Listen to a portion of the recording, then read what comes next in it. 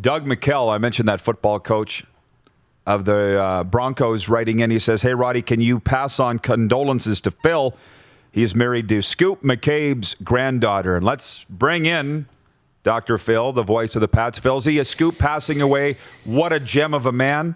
In 2003, he inducted myself and Scruffy into the Rural Sports Hall of Fame. And at that time, I didn't realize how big of a deal that was. This is a guy that ran the Rural Sports Hall of Fame and Museum in Indian Head, Saskatchewan. Just a fantastic guy. We lost a great one. You knew him very well. Yeah, 26 years. He ran that sports hall in Indian Head. And for a little small place, the things that he had in that hall that he had collected in his lifetime, and just, his time spent, roaming the sidelines at Mosaic Stadium and taking pictures for the Indian Head newspaper.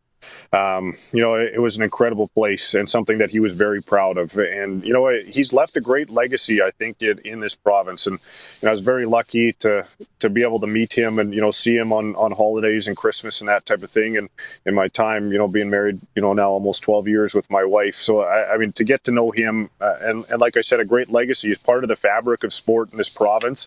Had a real good passion for, especially, the young youth and the people that that sport can impact in a positive way. I think he was an incredible human being and definitely will be missed. Yeah, I love him. He's a great man. Yeah, the whole family. No shock you married into it. Great people, and his Hall of Fame was as good or better than the Canadian Football Hall of Fame. I'm not joking.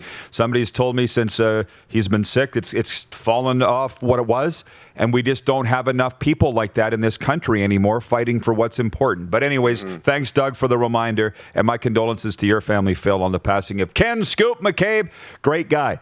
Now, before we talk about the Pats and the ice, I told the boys around here that you would have a different opinion than me. You and I don't see things the same.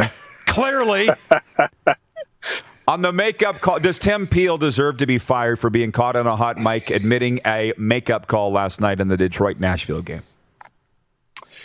I don't know. Like, I think it's one of those things that goes unsaid.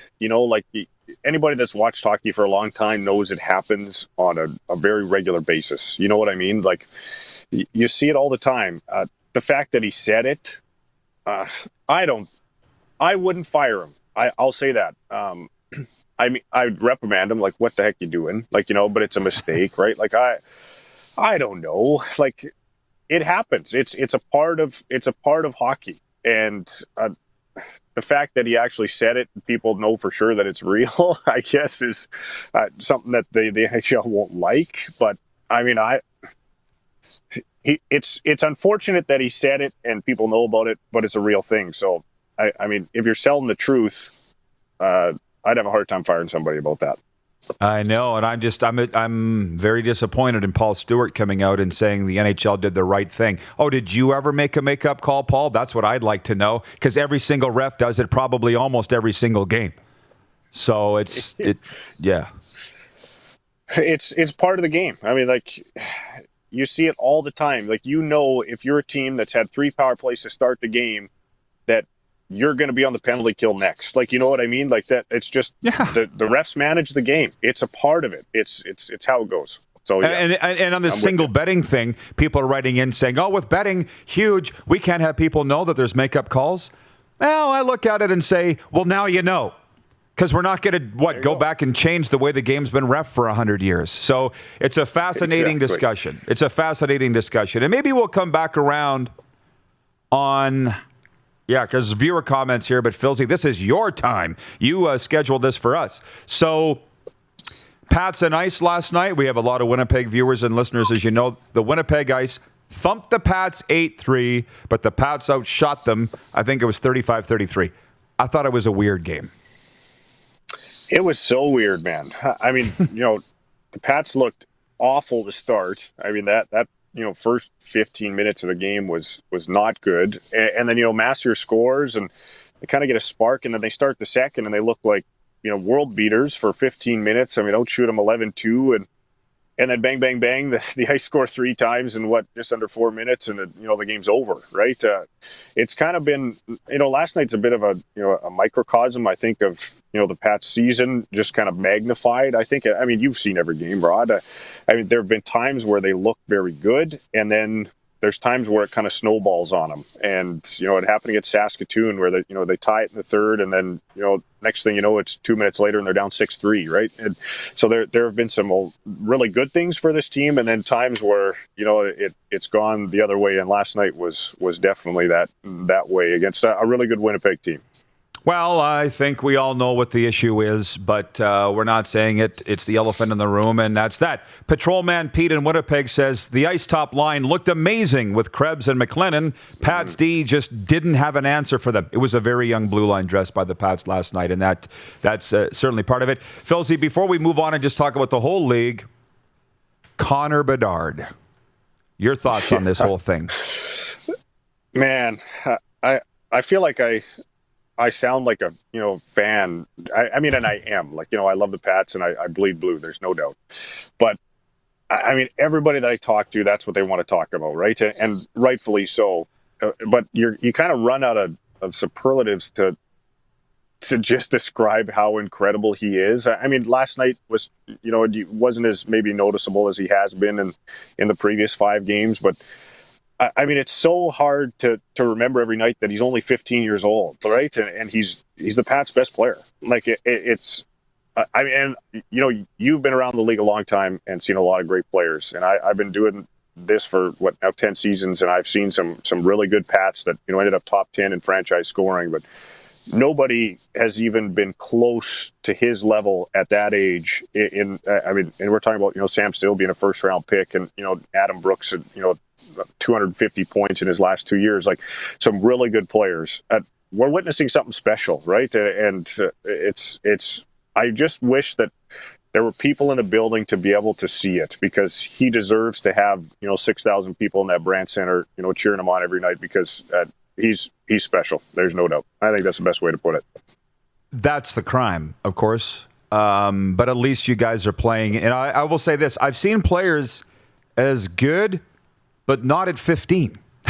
That's the exactly. point. You know what I mean? Eberle was great at 17. Pretty good at 16, but he wasn't doing 2 points a game or having 6-game point streaks. So that's the difference. He's as good as those older guys, but he's doing it at 15. And the question becomes, how good is he going to get? And that's the exciting thing by the time they're able to swing open the doors and move in. I'll say this too, Phil. I was on the Outsiders podcast in Edmonton Monday. Bryn Griffiths says, what's going on in the Dub? We have a team in Edmonton. We don't hear anything about it. James Patrick of the Winnipeg Ice tells me, we got a great product, but we're in a crowded hockey Winnipeg market. We need to get the word out. So let's get the word out and talk about the Dub, Phil, because the games have been amazing in the Hub Center. Man, and I think a little bit surprisingly so, just how good it's gotten off to. It was kind of, you go into the season and a real short training camp where teams only have 4 days of practice. There's no preseason. And then, we jump in at opening night and, the Pats and Raiders played an incredible hockey game, and it's just continued, and you look around the teams in this East Division and the talent that's there. Everybody's got a great top line. And then you look at, the young guys that are coming up. Brandon's just stocked with, first round picks that are, in their 16 and 17-year-old seasons. You look at Winnipeg last night, obviously with Krebs and McLennan, but that's Zach Benson that they drafted in the first round. He had a 3-point night last night. And they're not even with Carson Lambos, who got hurt, a guy that's going to probably be a first-round NHL pick. There are so many good players in this division, and it's been incredible to watch. There's no doubt. It is a great product, and they have gotten up to a flying start. It's I feel very blessed to be able to be in the rink to watch it. I'll say that. It is a privilege. Absolutely no doubt to be in there, and I treat it that way each and every game. Okay. Something different, Phil. I've known you a long time. You're one of the biggest Blue Jays fans I know. So for the benefit of the Jays fans and baseball fans across this country, apparently they're winning today. From what I understand, they are facing the Yankees, or at least that's the last report I got. Are you getting worried about all these injuries in spring training as we get close to Game 1? Yeah, there's there's definitely some worry. Nate Pearson, a guy that everyone's real high on as a starting pitcher for this team, and what he's dealt with, going back even before the latest kind of rash of injuries, and then obviously George Springer with the oblique. That's concerning because he's a guy that's going to be so massive offensively for this club. There's concern on the injury front, I think, but at the same time, while the Blue Jays are going to be good, my expectations, I think, were a little tampered in terms of, there's no expanded playoffs this year like there were last year. Like, they wouldn't have been a playoff team in a normal year other than, the pandemic and, having that extra spots. So, they're in that tough AL East, man. And so, if they get off to a slow start, it's going to be tough to claw back. But at the same time, they're a really good team. They've got depth there with those young guys. And if they can get some pitching, which I think they've done some things to add to that group for the start of the year that, that they can maybe challenge and be a team that, is playing meaningful baseball once you get to, July and August, which is what I think everybody hopes, and maybe we're able to squeak into a wild card spot in the AL East. It's exciting that we're talking about it. That's what I'll say, because, last year you didn't know if baseball was going to start. And, I love being able to sit down and watch the Blue Jays, 100 plus times a year. And it's exciting times. Absolutely. No doubt. Phil, a wonderful hockey chat with you. We'll see you in the arena. Thanks for the time. See you tomorrow, pal.